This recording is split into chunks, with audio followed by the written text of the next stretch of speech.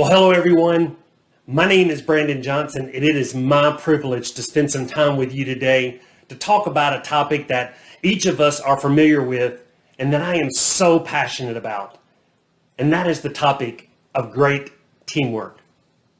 See, I love teams. I was 6 years old when I was on my very first one. It was my first season of baseball. Well, actually t-ball.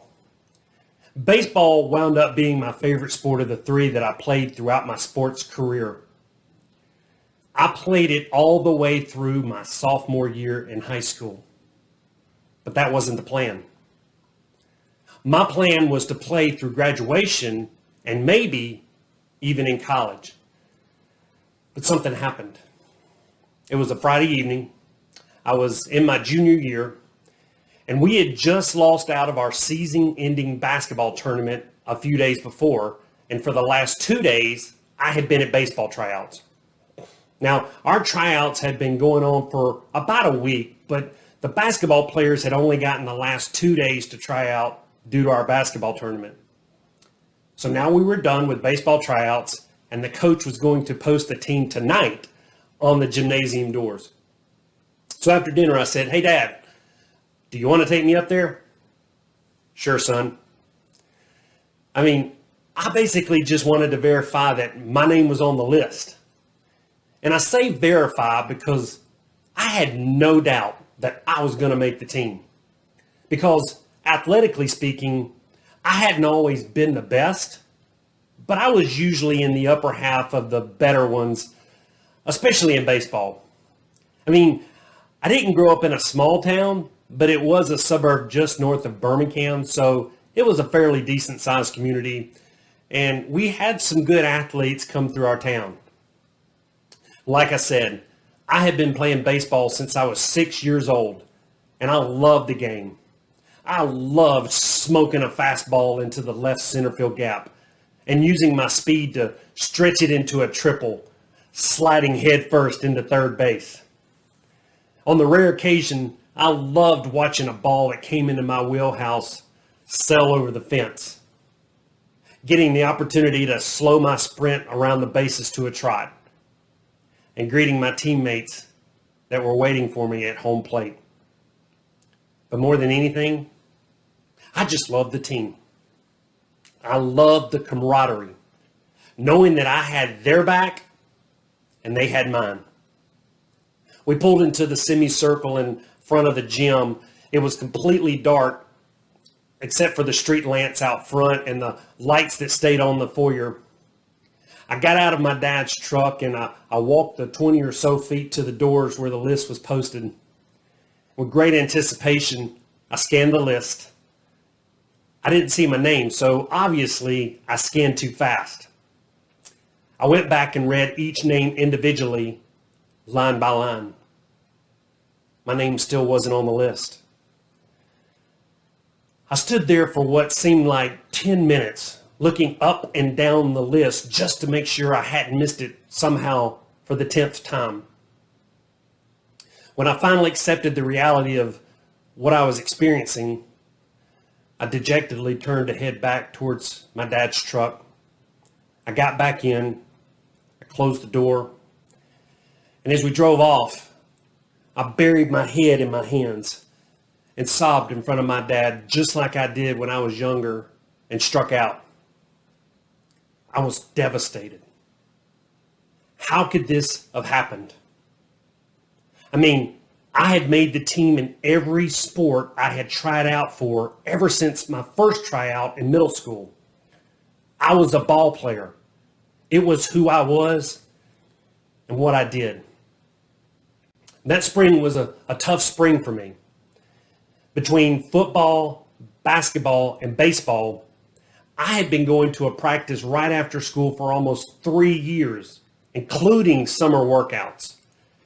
You would think that I would have enjoyed the extra time off, right? But it was hard that spring going home after school. And when games started, it was even harder.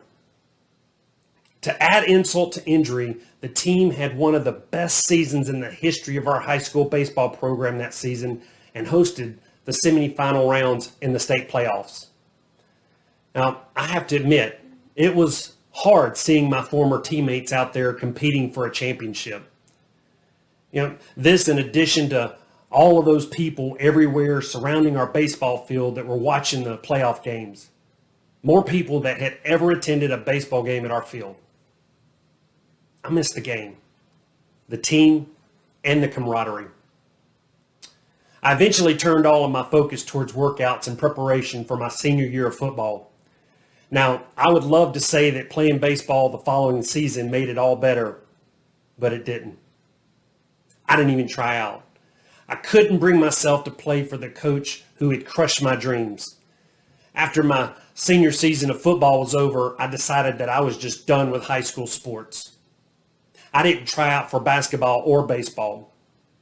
Basketball was mainly because in my 3 previous years, we had lost twice as many games as we had won, and I was just tired of losing. As you might can tell, my athletic career didn't end the way that I had imagined it would. My football team was the last athletic team I ever played on, aside from a few old guys' slow-pitch softball teams. Now, I didn't understand it then, but looking back now, I can honestly say that the experience was the first time of significance that things just didn't go my way.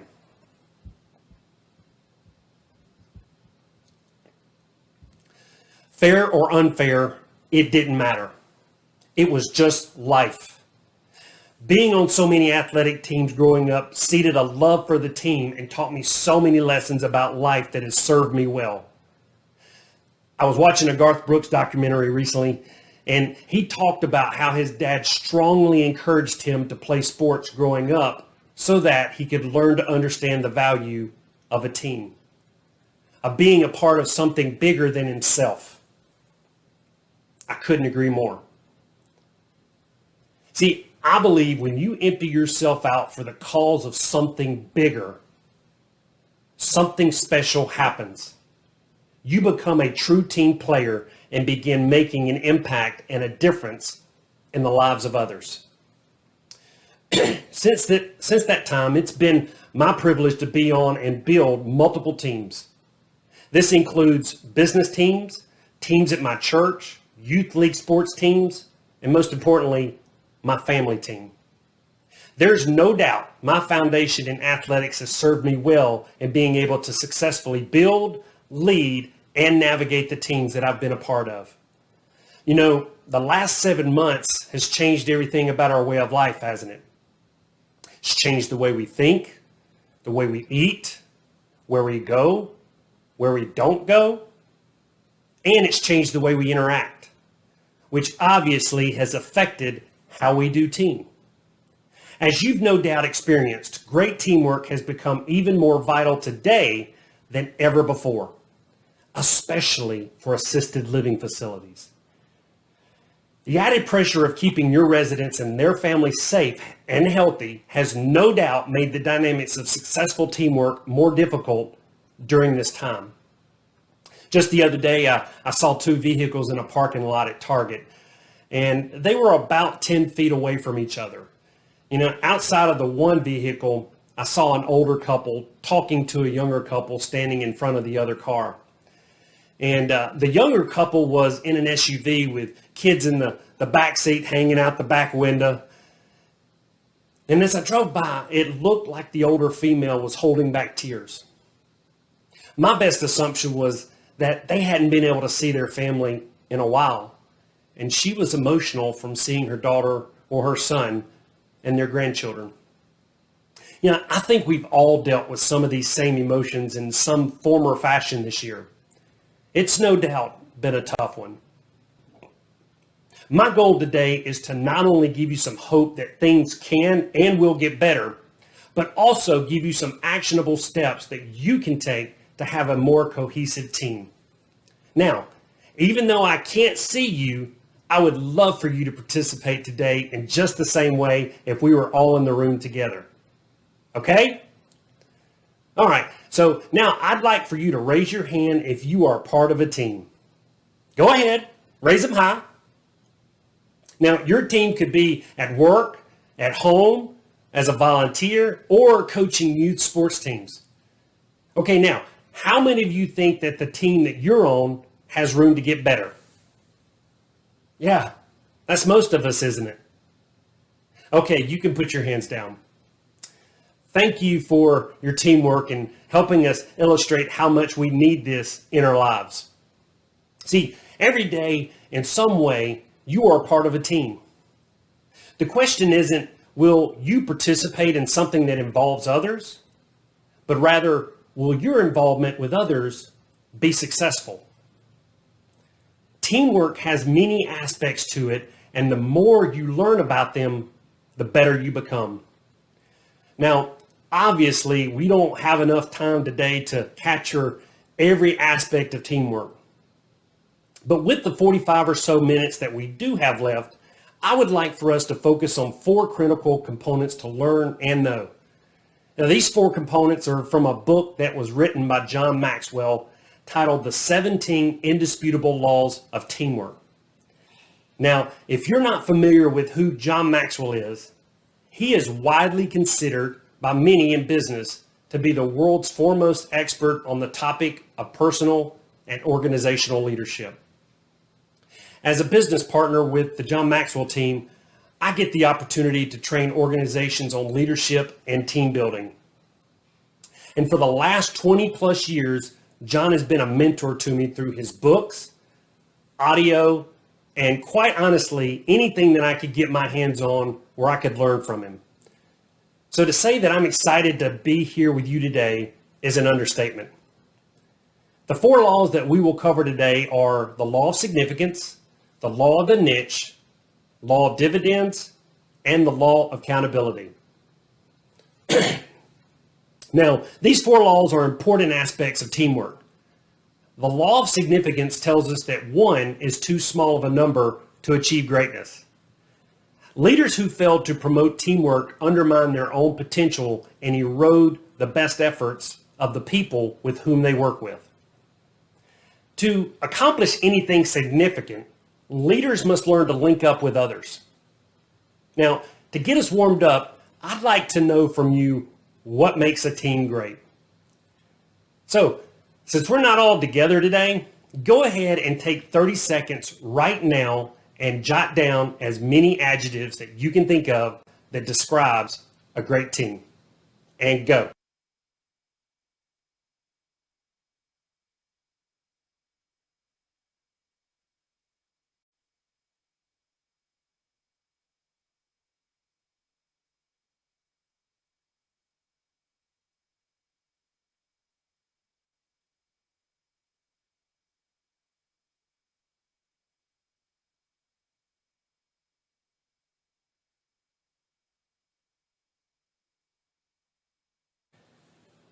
All right, did you pick up a common thing among the traits that you jotted down? They all involved more than just one person, didn't they? Again, 1 is too small of a number to achieve greatness. Now, do me a favor and turn to the person on your right and say, "You're good." Yeah, that's right. It feels good, doesn't it? All right, now turn to the person on your left and say, "You may be good, but you're not that good." Good job.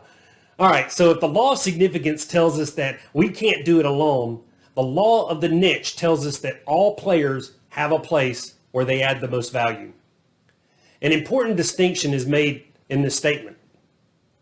See, people can add value in many different roles, but we want them to be in a place where they add the most value. That's how teams become great.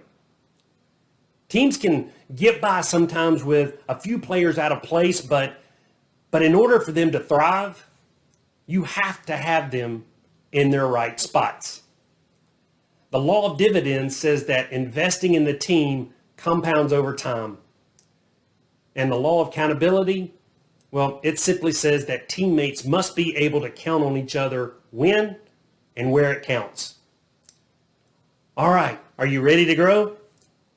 Okay, awesome. All right, so let's begin with the law of significance.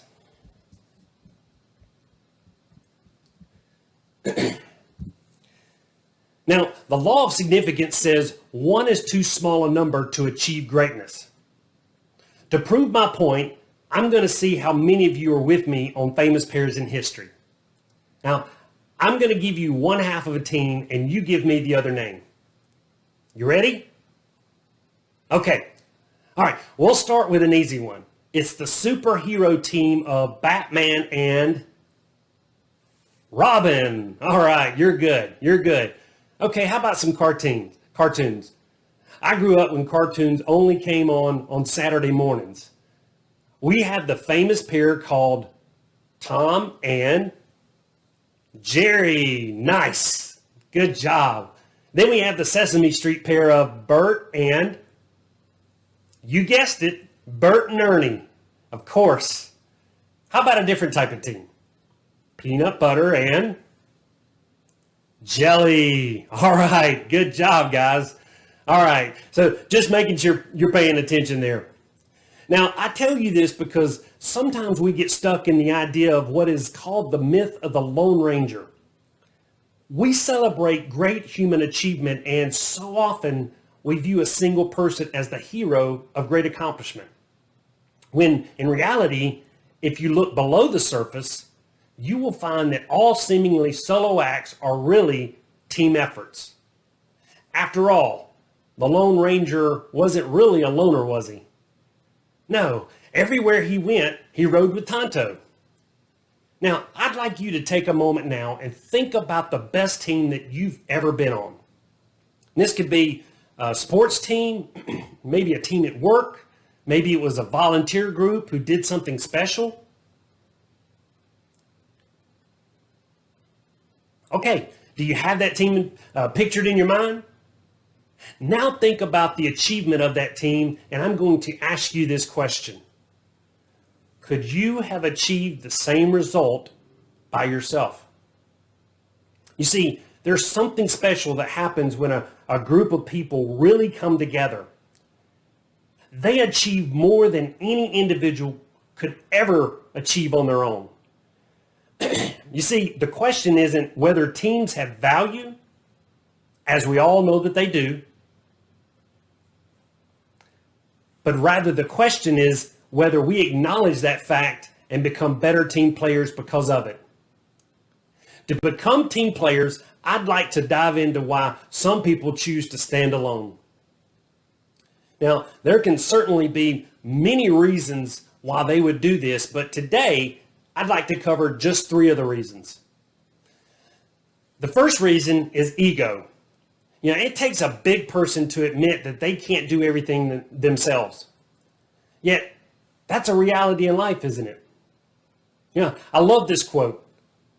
Teamwork is birthed when you concentrate on we instead of me. Isn't that a great statement? Still tycoon and philanthropist Andrew Carnegie said it this way. He said, it marks a big step in your development when you come to realize that other people can help you do a better job than you could do alone.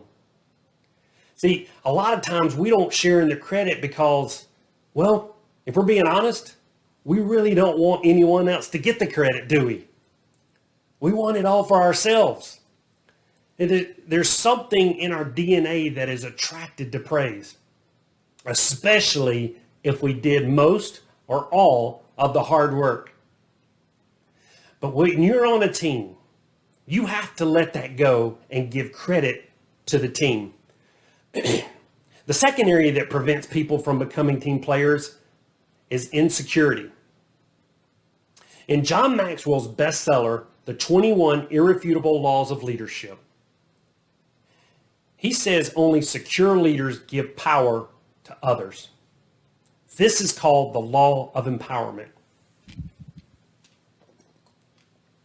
Now remember that you can't do everything, so empowering others is a critical component of teamwork. A leader will never rise higher than their insecurity. Now, this reminds me of a certain football coach that coaches for a public university here in Alabama, who just so happens to have won multiple national championships in the past decade. Now, please forgive me, but as a diehard lifelong Auburn fan, it's kind of hard to say this gentleman's name without cringing just a little bit. Yes, I am referring to the great Nick Saban, but most of y'all already knew that. Now, I've watched him for years, take prominent coaches that were head coaches at top programs, even from the SEC, and hire them as assistant coaches after they were fired from their head coaching job. Now, why would the best college football coach in America do this? It's because he didn't allow his ego and insecurities to get in the way of bringing someone on his staff that might possibly know something he doesn't know, or have a different perspective that would give him and his team an edge. I would say he's done a pretty good job at it. Painfully great job from an Auburn fan's perspective. And the third and final reason that keeps people from becoming team players is naivety. This is where a person underestimates the difficulty of achieving big things. And as a result, they try to go it alone. For the next couple of minutes, I want you to actively follow along as I ask you some questions. Think about a major goal that you want to accomplish.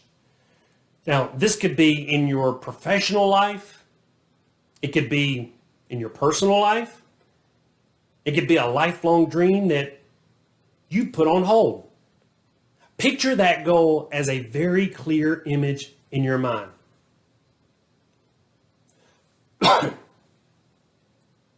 Okay, everyone should have that image. Now, with that image in mind, answer these questions. Are you building a team to accomplish this, or are you going it alone?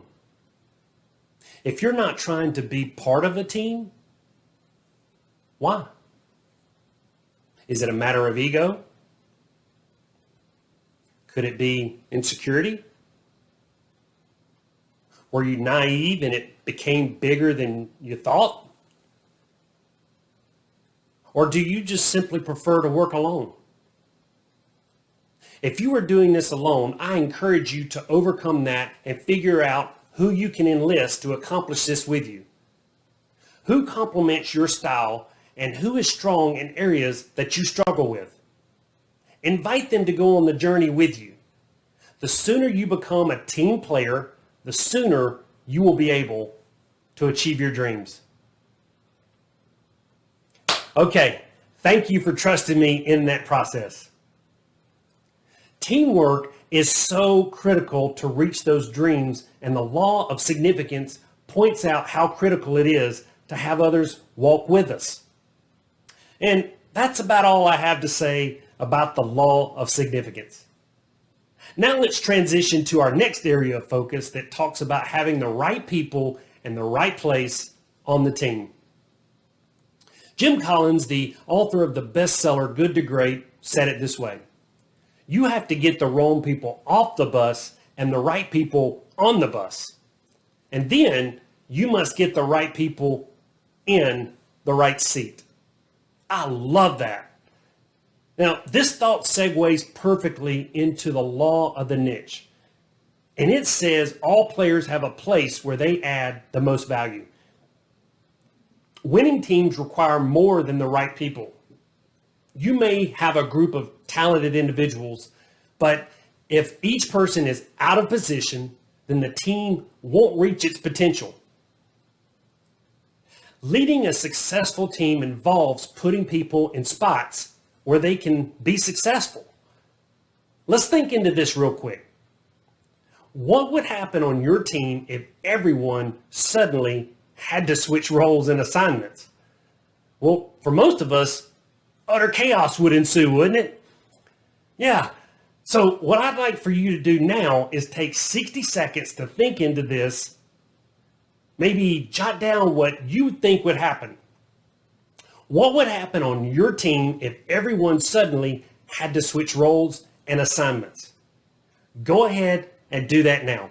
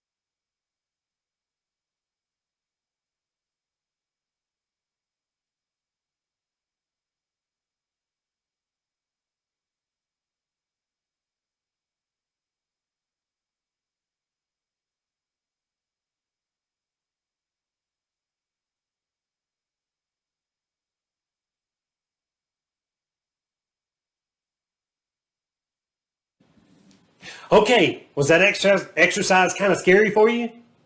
Chaos definitely makes our quality of life go backwards, doesn't it? When the right team member is in the right place, everyone benefits. Good things happen to a team when a player takes the place where he adds the most value. Great things happen when all the players on the team take the role that maximizes their strengths, talent, skill, and experience. This reminds me of a team we recently had come through our one-day 17 Laws of Teamwork workshop. Now, this particular team installs HVAC filters in commercial buildings. And the leader said that his team has gotten so much better getting confirmation signatures from every customer and turning in their paperwork at the end of the day. Before the training, he said that they would have guys not completing their reports and really just making excuses. But now the team is actually doing a much better job at this. He said, we've had 0 turnover since that training, and we just had 3 people test positive for COVID, so everyone is standing in a gap for someone else. Before the training, he said, when issues came up, they'd have a tendency to sweep them under the rug and really just deal with them later. But after they came through the workshop, they now address them right away, and that has made a huge difference. Now, I think if we're being honest, most of us could say we've experienced being on some kind of a team where people had to take on roles that really didn't suit them. In fact, I'm quite confident that all of us have experienced an example like this growing up. So you're in high school and a substitute teacher shows up, and it's obvious that they aren't skilled in dealing with high schoolers in the first place. But they also aren't skilled at the subject that they're substituting for. Raise your hands if you know what I'm talking about. Come on. Yeah. So, having a substitute teacher is what many kids love. And why is that? It's because they are playing out of position. The students know this, and they take every advantage of it, don't they? Or should I say, didn't we? Come on, you know you did. Yeah, so having the right people in the right places is essential to team building. A team's dynamic changes according to the placement of people.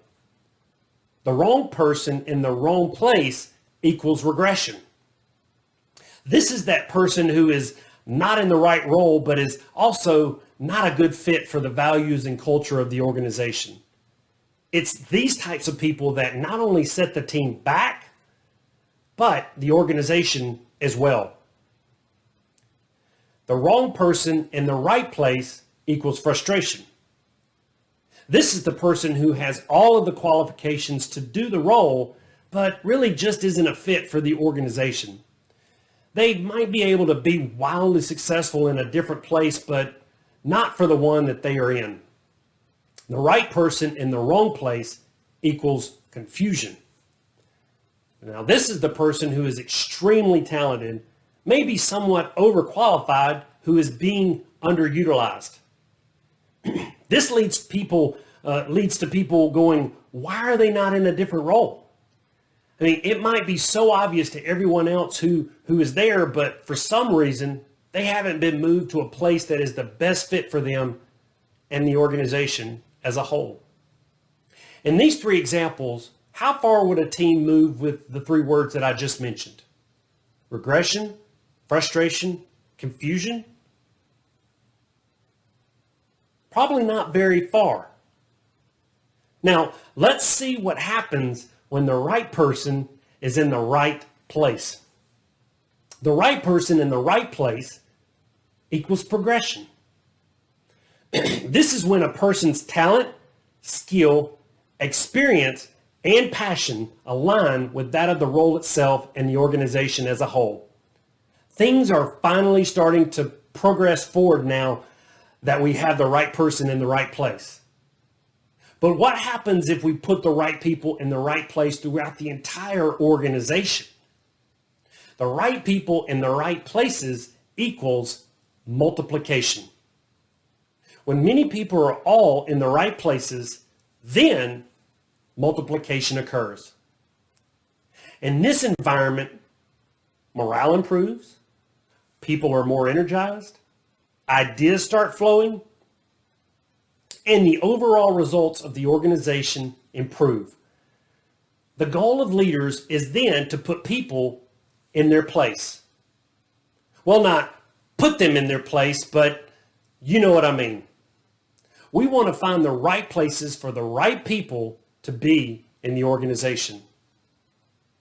To be able to put people in the places that utilize their talents and maximize the team's potential, you need three things. You must know the team, you must know the situation, and you must know the player. Now, let's take each one of these individually. First, you must know the team. You cannot build a winning team or organization if you don't know where the team is trying to go and why it's trying to get there. Now, this starts with knowing the team's history, culture, vision, and purpose. After understanding this foundation, you are then able to go to the second step, which is you must know the situation.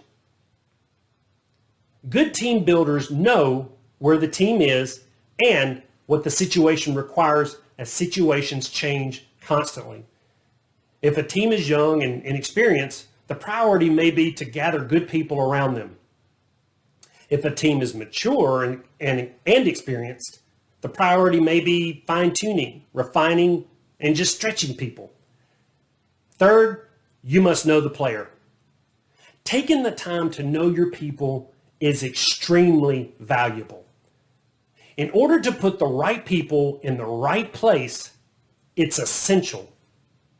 As you work to build a team, evaluate each person's experience, skills, temperament, attitude, passion, people skills, discipline, emotional strength, and potential. Once you know this for every person on the team, then you are able to put them in the right place. And lastly, know yourself. In order to put the right people in the right places, start by finding the right places for you. All players have a place where they add the most value. I want to encourage you to make sure that you found yours. If you know what your niche is, but aren't working in it, start planning a transition today. It could be as simple as a change in duties or as complex as a change in career. No matter whether it will require 6 weeks or 6 years, you need a transition plan and a timetable for completing it. And once you're certain of your course, have the courage to take the first step. I encourage you to take the first step today. As we wrap up the law of the niche, you may have the question, how do I know what I should be doing or what the people on my team should be doing? To find out about yourself, you need to do some research. Here are some things that you can do to get more clarity on knowing yourself better. You can talk to your spouses and close friends about your strengths and weaknesses. Ask for your leader's assessment on your strengths and weaknesses. Take a personality assessment and discuss this with your coach and ask them to help you. What job or task do you enjoy doing most and why?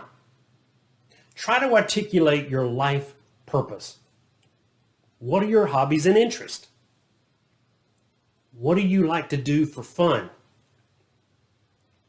And you can shadow people in other roles. One of the best ways that we help teams discover more about themselves and their personality styles is through the DISC assessment. Now, there's hundreds of different types of assessments in the marketplace. But the reason that DISC is the most widely used is really because of its simplicity. The less personality styles that are in a given assessment, the easier it is for individuals to remember more about each one. Not only does it help you more easily remember your style, but more importantly, it helps you understand each unique style better so that you can pick up on other people's styles and communicate accordingly. One thing we make sure to help folks understand about DISC is that your style is not a label, but rather your unique, God-given personality style. And that's about all I have to say about the law of the niche. So if you're familiar with investing financially, then you're probably familiar with the term compound interest. But did you know that your investment into people can compound just the same? That's the law of dividends. He's one of the greatest team builders in all of sports, yet I'm pretty sure you probably never heard of him. He coached 40 consecutive basketball seasons with at least 20 wins, 5 national championships, and a lifetime winning percentage of .870. His name is Morgan Wootten. And the reason that you probably never heard of him is, well, because he coached high school basketball. When asked to name the greatest basketball coach of all time, most people would respond with John Wooden, who coached UCLA to 10 national championships, Mike Krzyzewski at Duke University, or maybe even Phil Jackson, who coached the Chicago Bulls and Los Angeles Lakers to 11 total world titles. But John Wooden had this to say about Morgan Wootten. He said, people say Morgan Wootten is the best high school coach in America. I disagree. I know of no finer coach at any level, high school, college, or pro. I've said it elsewhere, and I'll say it here again. I stand in awe of him. Now, that's a pretty strong endorsement from the man who won 10 NCAA championships and coached many NBA stars. You see, Coach Wootten never planned on ever being a coach. Growing up, his ambitions were to be an attorney. But when he was a 19-year-old college student, his friend tricked him into accepting a job coaching baseball to kids from an orphanage. He fell in love with those kids his first season. And when they asked him to coach football too, he couldn't refuse. It wasn't long before Wootten was asked to become an assistant coach at a local powerhouse high school. And with a couple of years' experience under his belt, he became the head coach at DeMatha High School in Hyattsville, Maryland. When he started at the school in 1956, Wootten was taking over a bunch of losing teams. He called together all of the students that wanted to play sports at DeMatha, and this is what he told them. He said, things are going to change around here. The losing at DeMatha High School ends now. We're going to win and build a tradition of winning starting right now. And this is how we're going to do it. We're going to outwork every team we play. People are going to hear about us and they're going to respect us because of our hard work, discipline, and dedication. After 12 seasons of coaching all 3 sports, he decided to focus on basketball, and the rest is history. He was inducted into the Naismith Basketball Hall of Fame in 2000. When he retired 2 years later, he had compiled a record of 1,210 wins and just 183 losses. More than 250 of his players earned college scholarships. 12 went on to play in the NBA. But winning games and honors wasn't what excited Wootten the most. It was investing into the kids. Coach Wooten's attitude reaped rewards not only for the team, but also for the individuals on the team. For a 26-year stretch, every single one of Coach Wooten's seniors earned college scholarships. And not just starters, but bench players too. Investing in the team compounds over time. Developing good people pays off in every way. That is the power of the law of dividends. Investing in your team not only pays dividends in the personal development of others and in your relationships as a leader, but it can also become profitable for you. Now, this can be played out in the form of promotions and bonuses for employees and bottom line net profit for company owners and shareholders. Now, since our time's limited today, I'm not able to go deeper into our strategy for investing into teams. However, I can email you a PDF summary of this strategy if you would like it. In a few moments, I'll show you how I can get this information into your hands. And now, lastly, but not leastly, let's take a look at the law of accountability. The law of accountability says in order to be a great team, we really need to count on each other.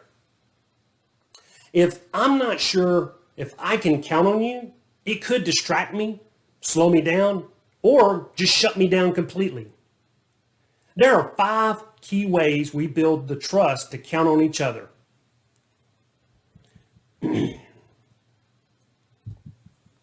The first way is character. We bring integrity to our work with the team. Secondly is competence.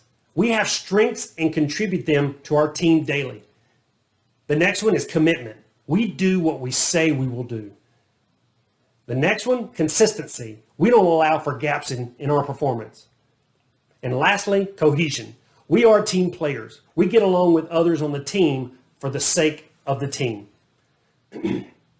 In April 2004, a convoy of Marines came under small arms and RPG fire near Karbala, Iraq. Marines from Camp Husaybah were dispatched to go in search of the attackers. While searching vehicles for weapons at a checkpoint, one Marine was assaulted by an unknown Iraqi holding a grenade. That Marine was Corporal Jason Dunham. The two fell to the ground, and from the Iraqi's hand came a live grenade. Dunham threw himself on top of it, covering the grenade with his Kevlar helmet and his body. When it exploded, the grenade shredded his helmet and mortally wounded the 22-year-old Dunham. He died a few days later. Jason Dunham did what he thought was the right thing to do, heroically throwing himself on a grenade to save others. The selfless act rightfully earned him the Medal of Honor, which was presented to his family by President George W. Bush. A U.S. Navy-guided missile destroyer now bears his name. I think you could say Corporal Dunham was accountable to his team. That's what being accountable looks like. Now, let's hope you're never asked to jump on a grenade for your coworker. But sometimes we may have to take responsibility for one of our teammates' mistakes. Or maybe you're a leader and someone on your team screwed up. Or just maybe there's an all-out assault from the enemy of, I don't like you and I'm just going to destroy your day. Some might call this Murphy's Law. What will you do when any of these things happen? Will you throw others under the bus? Will you go on the attack towards innocent bystanders who had nothing to do with any of your problems? Or will you own the situation and work with everyone on your team to try and prevent it from happening again? What if you took that kind of mentality to your work environment every day? How would that change the dynamics of your team? How would that change you? See, I believe that the moment that you take personal ownership of yourself on an everyday basis and take on the responsibility of not only personal setbacks, but also team setbacks, that's the moment you start winning. Now, I mentioned earlier, I would love to gift to you our strategy for team investment. Now, whether you're leading a team of hundreds, you're leading a small department, or maybe you're just overseeing a few direct reports, this strategy for team investment will add tremendous value to you. And in order to access it, you can just go to www.greatteamwork.net. Put in your email address and I'll be sure to send it to you. Out of all the teams that I've been on, the teams that I've built and led, the highs, the lows, there will never be a team that I cherish more than my home team. These four ladies are my number one team. They're the driving force behind why I leave the house in the morning and why I can't wait to get home in the evening. But this hasn't always been the case. There's a time when I was a young dad and a young entrepreneur and I wasn't accountable to this team at all. I pulled into the parking space just like I did every day when I went to my office. I parked my car. I got out, walked up to the door. I put my key in. It didn't work. Got a lump in my throat. I thought, maybe I'll try it again. Still nothing. I knew this was going to happen. I was 3 months behind on my office rent and my landlord had changed the locks. There I was again, standing at a door, wondering what had gone wrong. For the past 4 years, I had enjoyed a life that I never thought possible. I had made more money in these 4 years than I saw myself making in over a decade. My whole business was in that office. All of my computers, my desk, my files, everything. I didn't have the $5,000 it would take to catch my rent up. And no one was going to lend me that much money. We were already months behind on our home mortgage as well, and in addition to my 5 rental homes. Our ship was going down. It didn't take a genius to figure out why I was where I was. My dad had battled addiction many years of his adult life, and just a few years prior, it had gotten the best of him. He overdosed on prescription narcotics, I believe unknowingly, and it killed him. He was a great man and a great dad. He worked hard as a firefighter all of his life and took extra jobs to provide for our family. But he never was able to get free from his bondage of addiction. I was 23 at the time and I didn't know what to do. My dad was my hero. He taught me how to play baseball, how to fish, ride my bike. Even though we knew it was probably coming, I still wasn't prepared. So I turned to something that would numb the pain. I started taking prescription painkillers. Even though I was able to hide it from my family for a while, it caught up with me and made itself known in a big way. In my character, I didn't want to tell the truth to those closest to me about my realities and my shortcomings, so I just lied. And the more I did it, the easier it got. Even though everyone saw right through me. In my competence, I began making very unwise decisions with my relationships, with my finances, and with my health. In my commitment to what mattered most started waning. And my commitment to my addiction grew stronger each day. And my consistency. I became consistently inconsistent. I was all over the place. The only thing that my wife says I was really consistent with was telling lies and getting high. And in my cohesion, I was consumed only with myself. So I was the worst team player that you could imagine. Worst at leading my business team, and more importantly, my home team. To put it mildly, I was the farthest thing from accountable. And as the team leader, I couldn't be trusted. I lost my business team, and I came that close to losing my home team. But by the grace of God, I didn't. Our fortitude and willingness to keep fighting through adversity allowed us to stick together and grow through our difficult times. How did we do this? I changed. I started with my character. This was an inside-out job. In order for things to change around me, I had to change first. I started being where I said I was going to be and doing what I said I was going to do. My confidence grew when I was set free from my addiction. I started thinking clearly and making good decisions again. I was able to recommit to what was most important to me. My first priority became my family again, and I started going after my passions.